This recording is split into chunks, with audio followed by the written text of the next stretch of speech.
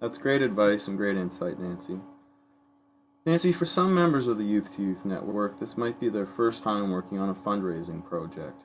What are some tips you have to help people who might be scared of failure or the rejection that can sometimes come with asking people for donations or other forms of financial support to get over this fear and to allow them to meet their fundraising goals for the In Our Lifetime Legacy project? Well, I think that's a very valid question. Probably the single most important lesson that I have learned about fundraising is that fundraising in itself is advocacy work. So I found, and even for myself, when I think of just asking for money, I'm a little shy and I get a little nervous. If I think of fundraising as I'm talking to a potential donor, whether it's for in kind services or money, and I'm educating them about the issue and I'm asking them to participate. But the way I'm asking them to participate is to either give me financial support or to give me some goods that I can use for an event. When I put it like that in my mind, I feel pretty good about asking people because I'm pretty clear that what I'm doing is important and it has value. And that has helped me kind of reframe fundraising in my head. If you think about fundraising, it is like lobbying, it's like advocacy, because even if you don't get what you want from that person, you have put the information out there, you've given the person an opportunity to learn about it, to respond, and to contribute. So I look at asking people for donations as asking them to contribute and participate in the movement, just like you and I do in our various roles. So that's one tip that I would have. There is to keep your newly recruited people active in the club. It's tough because you don't want to give someone too much responsibility right away, but you also don't want them getting bored or feeling like their talents are not being used properly. How do you find the right balance? That's a really good question, and I think that is a common kind of obstacle that volunteer groups face. A couple of things come to mind. Probably the first thing I would do is be really clear about what the club is for and maybe what the goals are for the year, just when you're advertising it. So it's very clear what people might be getting into. I think maybe that's the first proactive step you can take. Now, in this context, you all are members of our Youth to Youth Network, and we do have a plan of action, and we have different targets we want to reach, like we want to give Mine Action Legacy over in Cambodia at the next Youth Leaders Forum. So we know that we are all, in some way, fundraising as much as we can so that we can do that presentation in Cambodia. We also know globally that we like to have 1 million people's treaty signatures to hand over in Lebanon at the meeting of states parties for the cluster convention. So already we have a framework for some clear, tangible actions.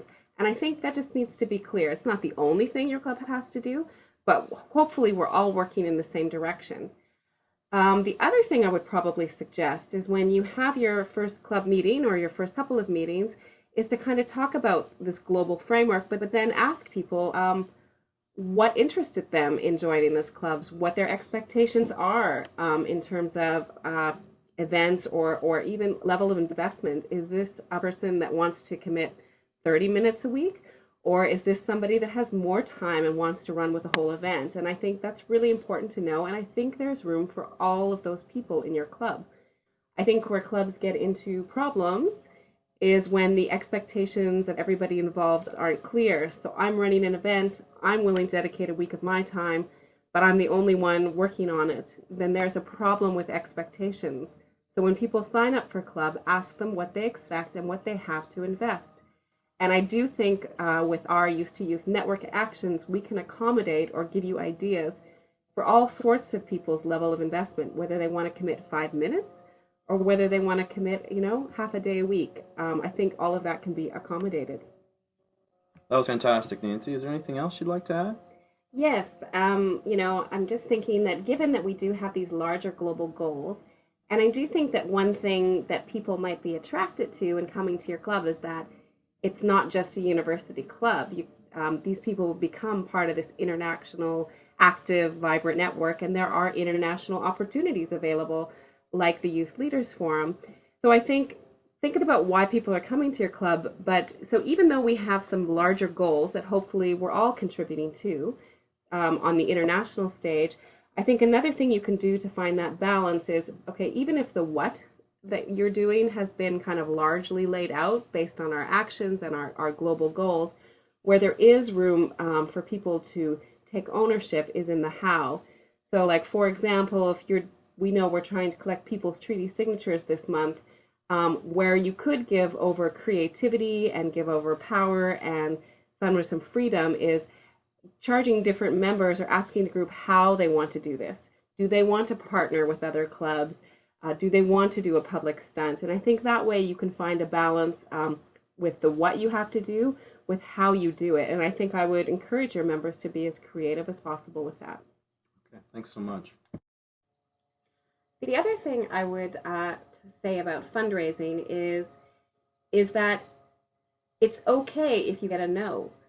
Just like when we lobby governments and we get a no and we work on them, little by little every year, it's okay to make your case, make your ask, and a no I wouldn't look at as failure. I mean, think about how many people you might ask to sign a petition. Out of 10 people, maybe only 5 people say yes. So it is a bit of a numbers game. And I guess as long as you have in your head that it's your right to ask the question, feeling very clear and very ethical about the purpose of why you're asking the question, but it's also their right to decline to participate. And it doesn't make anybody wrong and it doesn't make anybody bad.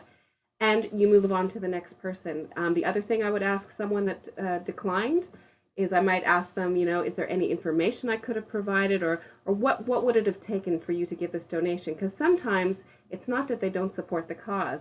It could be the way it was presented. Did they get the right information?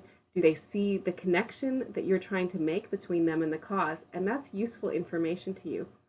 The other thing I might ask someone, both who accepts my request and declines my request, is do you know of anybody else that you think could provide this good or this donation? Like, are you talking to the right people? Are you talking to people that have a link with what you're doing?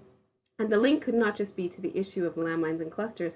Maybe the link is they're a business that supports the activities of young people. Maybe they're a business that supports a certain product being used that you want to use in your event, like cell phones or microphones or speakers. Maybe they're a business or a person that supports programs for people with disabilities. So the other thing I would caution you to do is do your homework. Who are you asking? Why are you asking them? And is what you're asking them for something you think they could provide, and do you think they would be motivated to provide? So, like, what do you know about this donor? Is this donor somebody that gives to the community regularly? Chances are you'll have a good shot.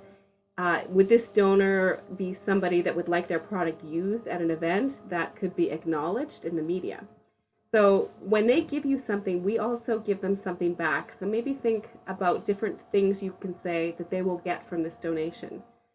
Public recognition, just feeling good about contributing, having their product acknowledged, things like that. And all of these factors go into whether you get a yes and whether you get a no. But I wouldn't be afraid of the no's. You just say thank you, you move on, and you ask the next person.